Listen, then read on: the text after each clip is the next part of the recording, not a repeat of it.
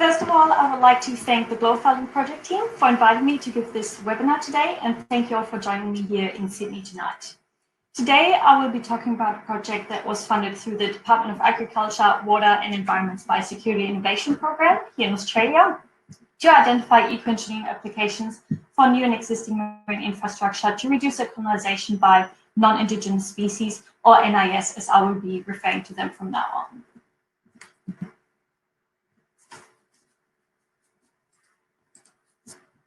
The spread of NIS is considered one of the major threats to native biodiversity globally, but they can also damage local economies, for example, by affecting aquaculture productivity, vessel performance of commercial ships, and increasing costs of equipment maintenance overall.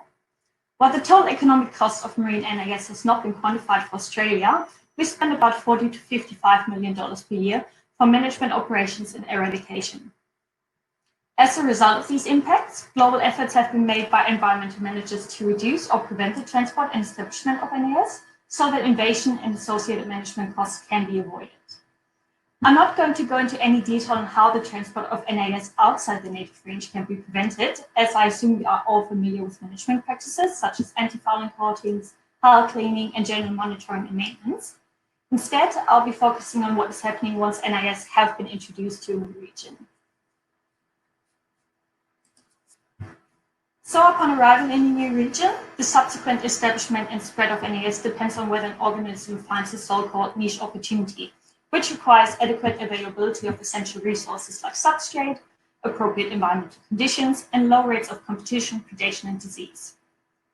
Niche opportunities are quite common in urban marine systems, such as port and estuaries, which are often highly disturbed, and where proximity to transport vectors like ships and boats provide an ideal environmental stepping stone for the establishment and spread for NIS.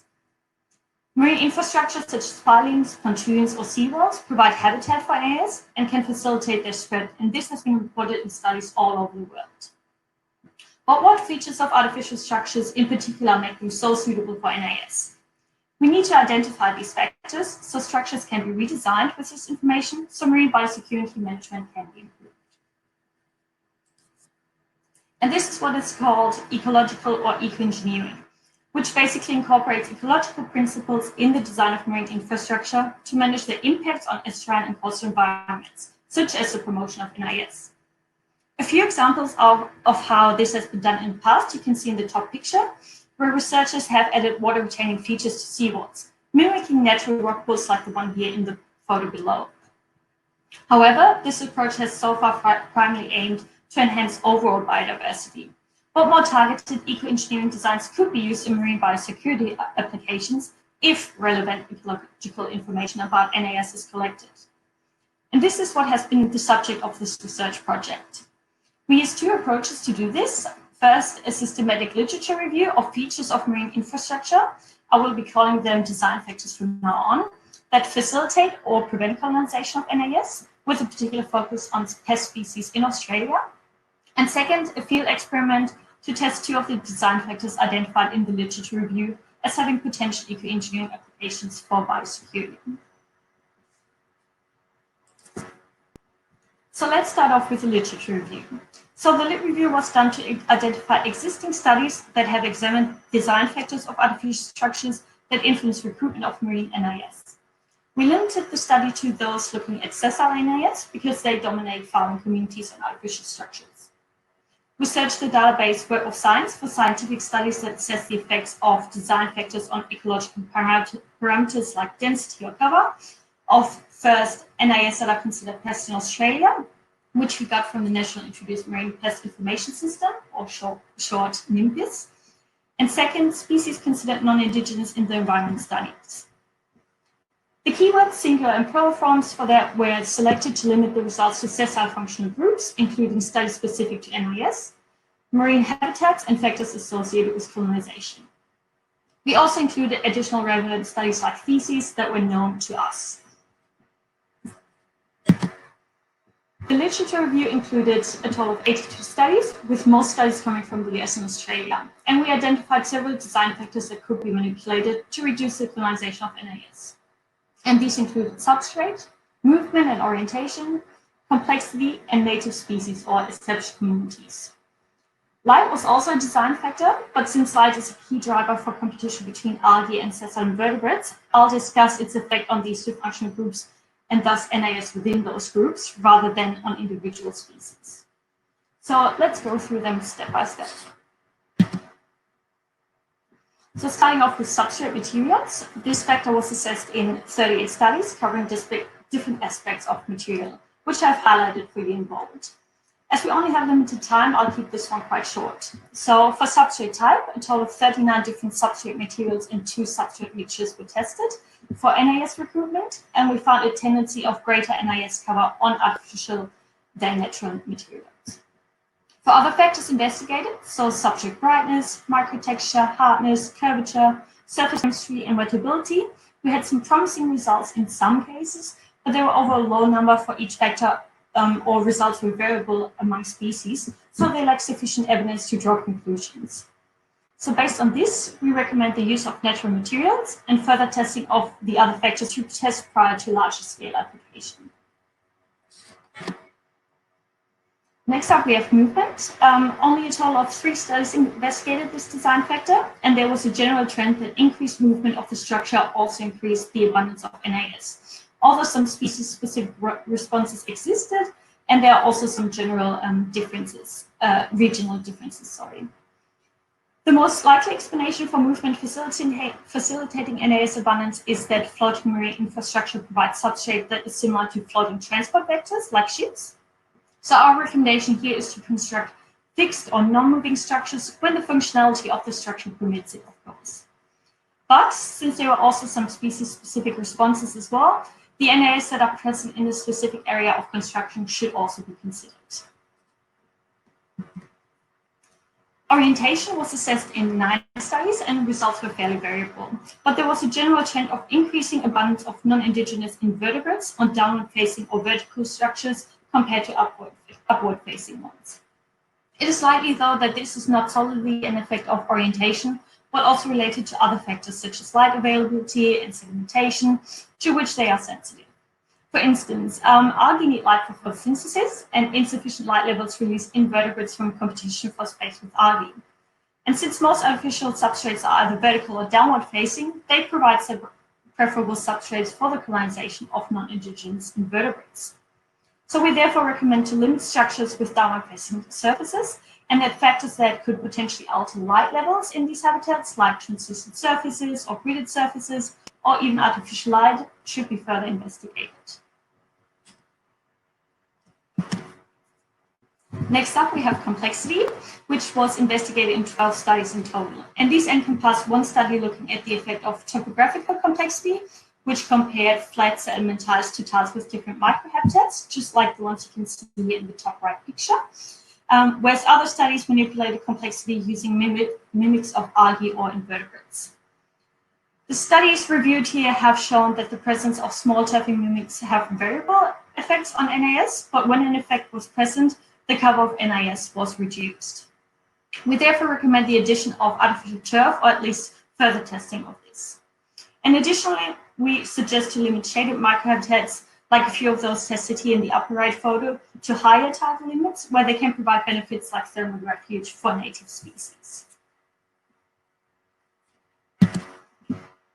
Next, we have native biota, or established assemblages. Established communities of a native biota can prevent invasion through biotic resistance, for example, through competition with native species for space or through native consumers. And this could be done by directly manipulating through seeding artificial structures with native species. And you can see an example of what this looks like here in those 2 pictures, where settlement plates were seeded with oysters and coralline algae. We had 28 studies that investigated the effect of native biota on invasion success of species. For sessile invertebrates, the findings suggest that the presence of native biota has no consistent positive, neutral, or negative effect on NAS. However, the presence of specific species could inhibit the colonization of NAS in some instances, indicating that there is some potential for seeding of native biota to artificial structures to limit NAS colonization. For algae, it was a bit more straightforward. The studies showed a consistent trend of canopy-forming algae to inhibit the invasion by non-indigenous algae. And we therefore recommend seeding of native species onto marine infrastructure to prevent the settlement of those. And last but not least, we have light. Natural sunlight is often lacking around artificial structures because they permanently shade the underlying surface, as you can see on this picture here, or on those two here on the right. Light represents an important determinant for the abundance of both invertebrates and algae, as I've said before. Shade reduces the abundance of important habitat-forming species such as seagrasses and macroalgae, and facilitates an invertebrate-dominated community, of which NIS comprises a significant proportion. Since we have very few non-Indigenous algae in Australia and a lot of NIS that are sessile invertebrates, we actually therefore recommend, as we already said for orientation, to minimize shading and investigate factors that increase light levels under these structures. So that's literature review. And to test these recommendations and address some knowledge gaps that we have identified in the review, we also conducted an experiment in 3 pods in Australia. And this experiment focused on review recommendations by examining the effect of substrate brightness and microtexture on NIS and biofouling more generally as well. We expected these factors to directly influence larval choice for a substrate. So that's why we thought this would be a good idea to do the experiment on. For that, concrete-based sediment tiles of different brightness levels, light, intermediate, and dark, but I'll refer to them as black, grey, and white for simplicity. And 2 microtextures, smooth or textured, were fabricated and deployed for 3 months in 3 different ports in Australia. In tropical waters at the port of Townsville in northern Queensland, and 2 ports in temperate waters, which are Port Jackson in Sydney and Portland Bay in Melbourne. For deployment, the tiles were attached to a metal frame using cable ties and hung 2 meters below the water surface on floating pontoons. We used floating pontoons because, as I said before, they're more, or NIS are more common on floating structures. We deployed a total of 40 tiles per location with 5 tiles per treatment combination. And after 3 months, the now biofoul tiles look like this one here on the very left. And we collected them and transported them to the lab for assessment of the biofouling community. So across all sites, we found 112 taxa in total, of which we were able to identify 4 to 72 species or genus level. We're just waiting on some results from molecular analyses to identify some of the remaining ones. And out of those 47, 6 were cryptogenic, 18 were native, and 24 were non-Indigenous. And all except 5 of the non-Indigenous species were found on all color and microtexture treatment. But that's just presence absence, so let's have a look at some of the most abundant functional groups with the species that we have identified so far. And here I will focus on the effects on the factors on NIS only, so I'll leave aside the effect on native species. So first up, we have circular polychaetes of the genus Hydroides, which are these little guys here on the right. The color of the bars on this graph represent the different brightness treatments, and the vertical stripes and open bars represent textured and smooth treatments. So for this functional group, we found that the effects of brightness and microtexture varied spatially. We found no effect of brightness or microtexture on non-Indigenous circular polychaetes in Townsville, likely due to high variability in cover here on the black textured plates.